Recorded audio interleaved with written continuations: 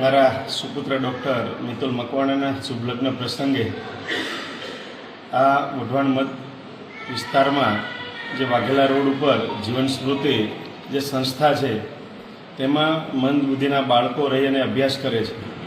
આજે આ બાળકોને લગ્નની ખુશીમાં ભોજન કરાયું છે. એનો ભોજનનો વિશેષ આનંદ એ છે કે મંદબુદ્ધિના બાળકો વચ્ચે રહી અને બાળકોમાં જે આનંદ અને ઉત્સાહ જે જોવા મળ્યો છે એ કદાચ જિંદગીભર ક્યારેય ન ભૂલી શકાય.